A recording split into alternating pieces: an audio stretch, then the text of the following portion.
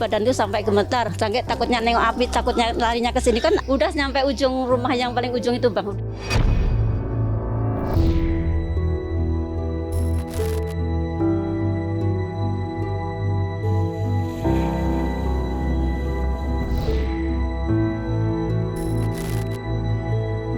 Bapak tahu nggak pembakaran lahan itu dilarang?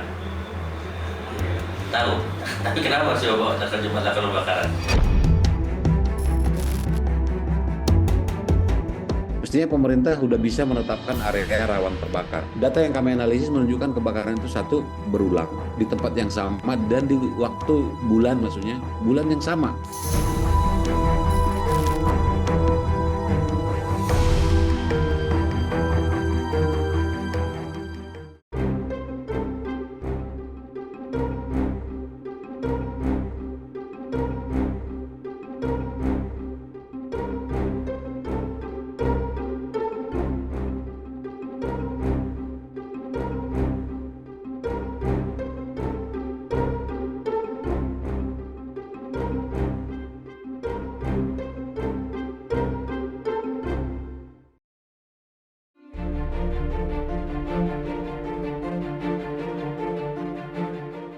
Asap kebakaran lahan kembali mengotori langit Kalimantan.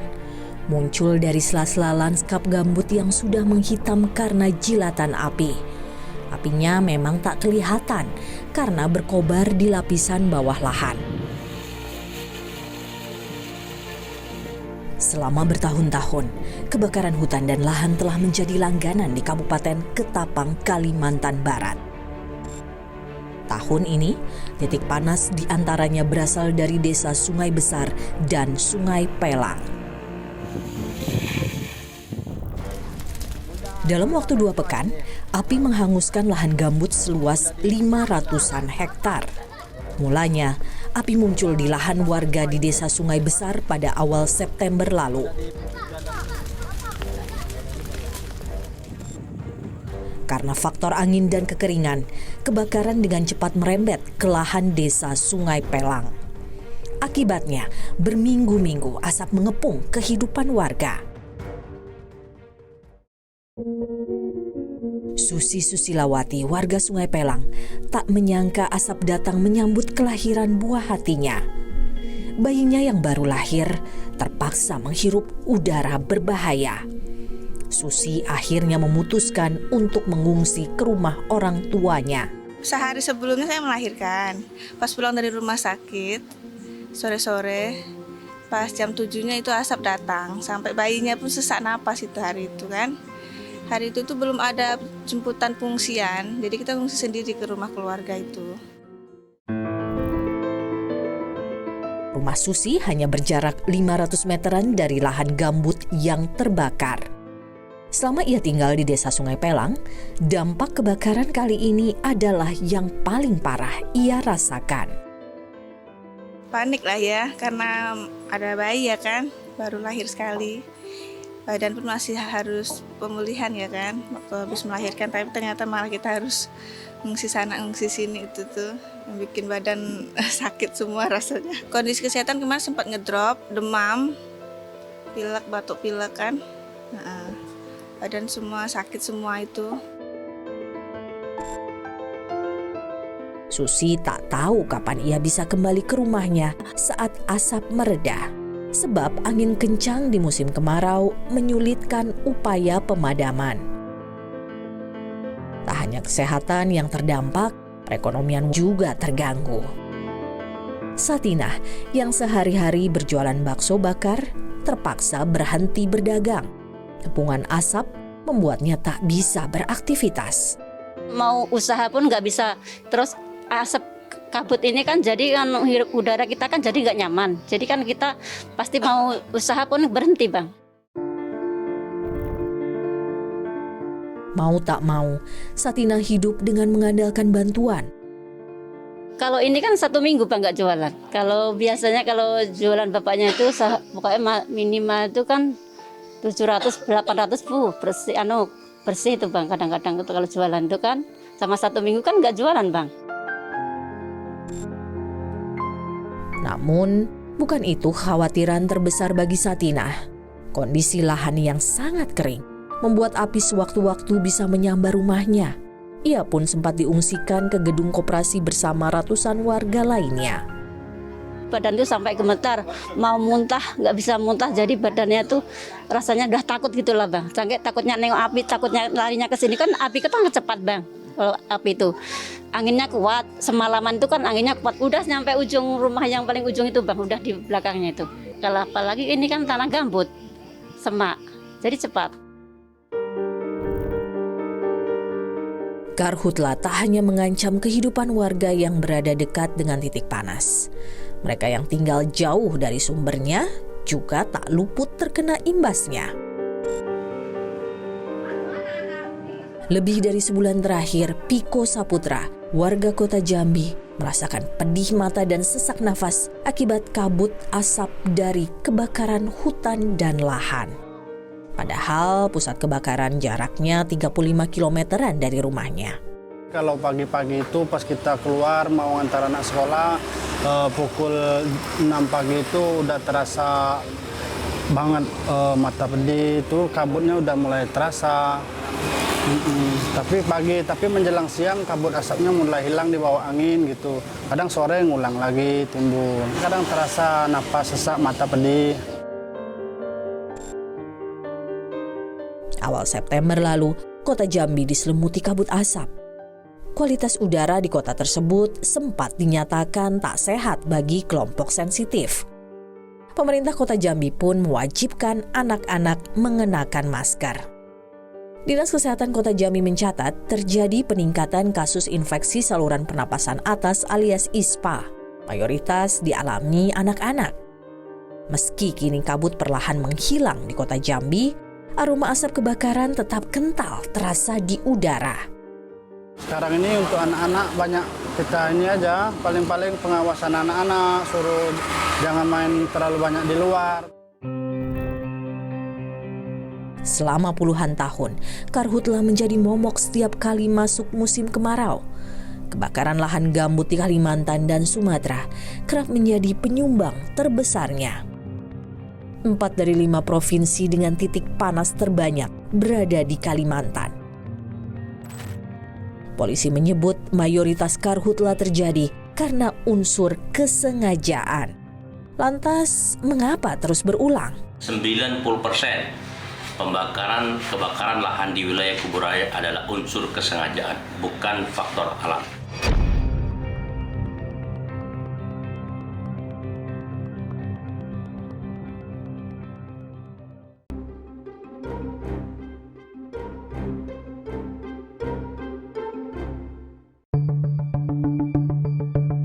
Tak dimungkiri, sebagian besar kebakaran hutan dan lahan disebabkan ulah manusia. Membakar adalah cara yang paling gampang untuk membuka dan membersihkan lahan pertanian. Hazet, warga desa Limbung, Kabupaten Kuburaya, Kalimantan Barat, tak menyangka dirinya kini berurusan dengan polisi karena kebiasaannya membakar lahan gambut untuk menanam padi. Hazet ditetapkan sebagai tersangka pembakar lahan oleh Polres Kuburaya. Bapak bakar kan ada tujuannya itu untuk bersihkan supaya bisa nanam padi. Setelah Bapak bakar, apa yang Bapak lakukan? Dicangkul, langsung buat tanam. Penghubungnya itu keras, tidak bisa pakai lampu. Kecuali kita di mesin, mungkin digali. Hazet adalah petani penyewa lahan.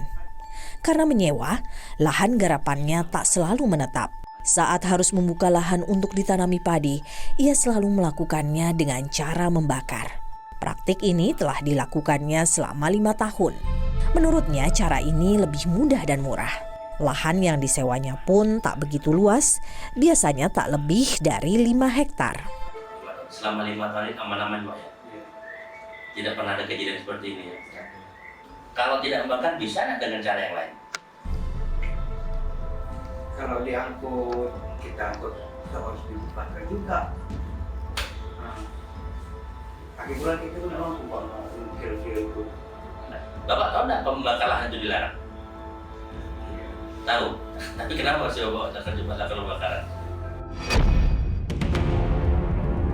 HZ dijerat dengan pasal 108 Yungto pasal 69 Undang-Undang tentang Perlindungan dan Pengelolaan Lingkungan Hidup. Ancamannya maksimal 10 tahun penjara. Kebakaran lahan yang dipicu HZ menghanguskan lahan gambut seluas 5 hektar di samping Bandara Internasional Supadio. Angin kencang membuat api semakin liar, nyaris menjilat tembok bandara. Sepanjang tahun ini, total lahan yang terbakar di Kabupaten Kuburaya mencapai lebih dari 1.900 hektar. Meski demikian, hingga September, hanya 11 orang yang ditetapkan sebagai tersangka. Mereka adalah petani yang membakar untuk membuka lahan. Kebakaran yang mereka picu lantas menyebar tak terkendali. 90% kebakaran lahan di wilayah Kuburaya adalah unsur kesengajaan, bukan faktor alam. Semuanya adalah lahan-lahan milik pribadi. Dan untuk konsumsi atau perusahaan sampai saat ini masih terus dalam proses penyelidikan dan pengembangan yang kami terus kerjakan bersama stakeholder terkait. Hal yang sama juga terjadi pada kasus karhutla di Kabupaten Ketapang. Perilaku masyarakat yang membuka lahan dengan cara membakar dituding sebagai pemicunya. Sepanjang 2023, 13 warga Kabupaten Ketapang dijadikan tersangka. Sudah ada 13 kasus yang kita tangani sepanjang tahun 2023, yang mana para pelaku melakukan pembakaran hutan dan lahan sama sekali tidak melakukan upaya ataupun prosedur sebagaimana yang sudah diatur di dalam tata cara pembakaran atau pembukaan lahan secara kearifan lokal. Bersama Kabupaten Kuburaya dan Sambas, Kabupaten Ketapang menempati 3 kabupaten penyumbang karhutla tertinggi di Kalimantan Barat. Kita mengenal ada namanya kearifan lokal dalam pembukaan lahan untuk pertanian atau pangan. Nah, jadi terkadang situasi ini yang oleh oknum masyarakat sedikit agak diselewengkan lah seperti itu ya. Tapi kami karena situasi seperti saat ini kami belum dapat memastikan secara detail mana yang disebabkan oleh pembukaan lahan dengan cara membakar atau kearifan lokal itu tadi. Di Kalimantan Barat, tradisi membakar untuk membuka lahan justru diberi ruang karena dinilai kearifan lokal. Sebuah kebijakan ironi. Pada 2022 lalu, Gubernur Kalimantan Barat mengeluarkan perda tentang pembukaan lahan perladangan berbasis kearifan lokal. Warga diizinkan membuka lahan dengan cara pembakaran terbatas dan terkendali. Syaratnya tak lebih dari 2 hektar lahan per kepala keluarga, serta dilarang dilakukan di lahan gambut. Namun di lapangan, implementasi aturan ini kerap tak terkendali alias tanpa pengawasan, hingga akhirnya menimbulkan kebakaran besar. Pandangan negara terhadap karhutla di Sumatera, khususnya Provinsi Jambi, tak jauh berbeda. Perilaku warga yang membakar untuk membuka lahan dituding sebagai penyebabnya. Jika saja pemerintah melihat persoalan secara utuh, masyarakat tak melulu harus disalahkan. Lahan gambut di Desa Rukam, Kabupaten Muaro Jambi, Provinsi Jambi ini tak lagi sama seperti dulu. Gambut di desa ini dirasakan warga terlalu kering. Kondisi ini berlangsung hampir 2 dekade sejak kanal-kanal yang dibangun perusahaan sawit membentang di Desa Rukam. Keberadaan kanal mengubah lanskap hingga penghidupan warga Desa Rukam dan sekitarnya. Dengan adanya kanal-kanal yang dibuat oleh perusahaan, kanal-kanal yang cukup panjang, kanal-kanal yang cukup dalam, sehingga di saat musim kemarau, lahan-lahan itu sangat kekeringan, dan di saat musim banjir, lahan-lahan itu kebanjiran penuh. Masih lekat dalam ingatan Sulaiman, peristiwa kebakaran lahan yang terjadi di Desa Rukam hingga Seponjen pada musim kering tahun 2019 lalu. Kebakaran meluas tak terkendali akibat lahan gambut terlalu kering karena tak dapat pasokan air. Air yang seharusnya bisa membasahi lahan warga terperangkap dalam aliran kanal perusahaan sawit. Temuan Wahana Lingkungan Hidup Walhi Jambi, praktik monopoli dilakukan oleh perusahaan sawit dengan membangun kanal-kanal di sekitar Desa Rukam. Hal ini membuat lahan gambut warga kering sehingga meningkatkan risiko bencana karhutla. Dia membuat tanggul lebih tinggi dari desa. Dia bisa mengatur debit air yang ada di perusahaan. Mereka bisa menentukan debit air dalam izin konsesinya itu untuk memenuhi kebutuhan tanaman perkebunan mereka atau HTI mereka gitu. Nah, itu yang menurut kita itu menjadi memonopoli air yang ada di sekitar perusahaan. Salah satu kanal yang disebut memblokir aliran air ke ladang warga adalah milik perusahaan sawit PT Era Sakti Wira Forestama. Tim Berkas Kompas berusaha meminta konfirmasi melalui tim humas PT EWF. Mana ada kebakaran, nggak ada, malah kita yang bantu-bantu memadamkan kalau lahan yang orang lain kebakar. Walhi Jambi berharap pemerintah melihat persoalan karhutla dengan utuh sehingga penanganan dan penyelesaian kasus tak melulu menyalahkan warga. Kan kebijakan yang dikeluarkan oleh pemerintah ini kan adalah siapa yang membakar gitu ya. Nah, kalau siapa yang membakar itu adalah yang kena adalah masyarakat. Nah, masyarakat itu selalu jadi korban. Bencana karhutla dan kabut asap jadi duka tahunan warga. Mengapa sanksi bagi pelaku tak jua beri efek jera? Saat ini penyegelan sudah kita lakukan terhadap 12 lokasi korporasi.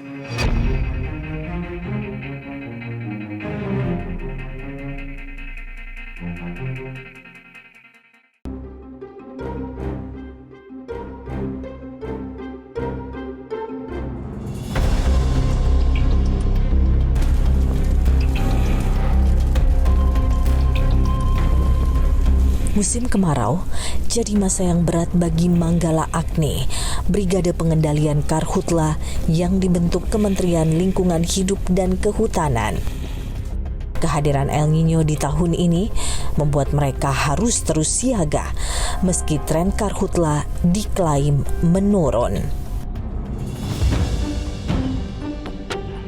Pengerahan Brigade Manggala Agni didukung sistem pemantauan titik api yang dikembangkan KLHK. Sistem ini sekaligus sentra pengolahan data untuk kebutuhan penegakan hukum. Titik api yang muncul dari lahan-lahan konsesi milik perusahaan tak luput terpantau di sini. Ini adalah titik yang merah ini. Titik kebakarannya ya Pak? Titik panas. Sedangkan kita menggunakan data satelit ya. Kita belum tahu kondisi sebenarnya, tapi ini ada indikasi 80%, di atas 80% terjadinya titik api di sini.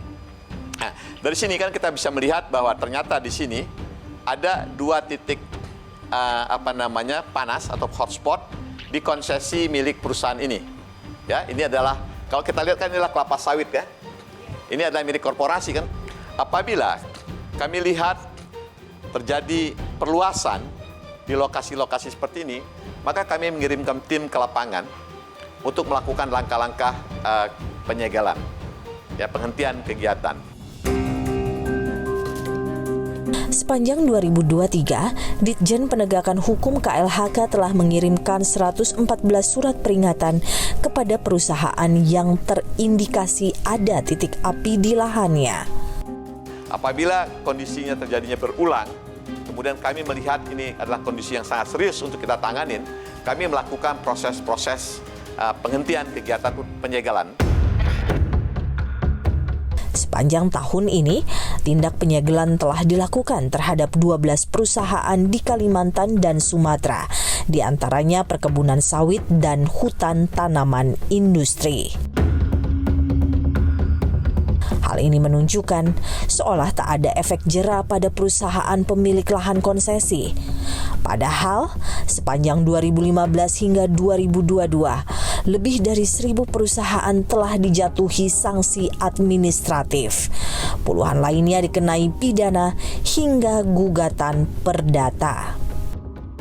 sanksi sudah ada, sudah diberikan kepada perusahaan-perusahaan maupun pelaku-pelaku yang terlibat dalam kebakaran dan hutan dan lahan. Namun beberapa pihak menyebut bahwa sanksi yang diberikan ini belum memberikan efek jera. Nah, apa catatan dari Gakum menanggapi hal ini? Ya, tentu kami sampaikan ini merupakan tantangan bagi kami. Bagaimana kami menerapkan instrumen-instrumen penegakan hukum yang dapat menimbulkan efek jera. Langkah-langkah ini terus kami perkuat.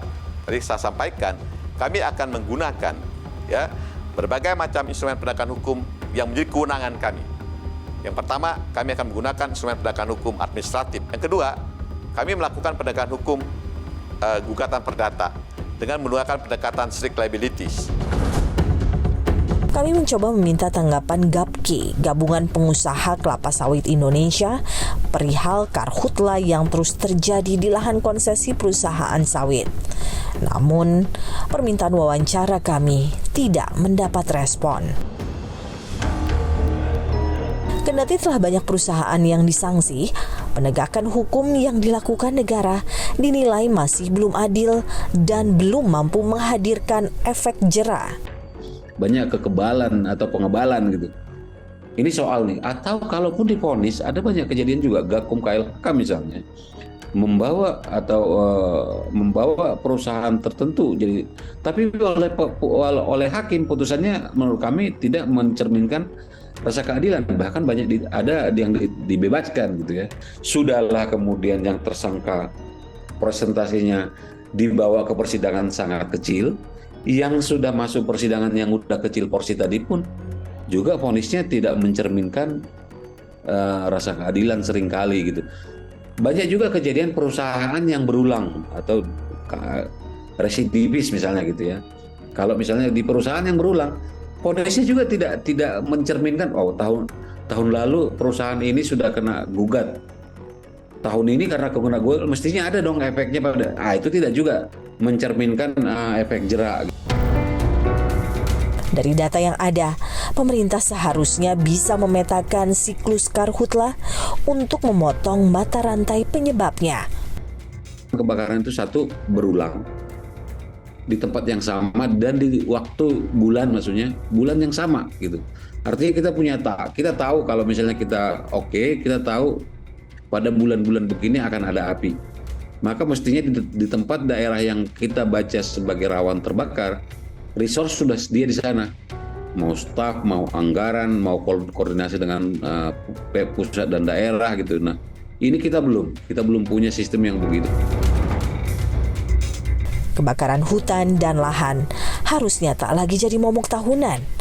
Pemetaan masalah, penguatan pengawasan, dan penegakan hukum yang adil jadi kunci agar siklusnya tak terulang lagi.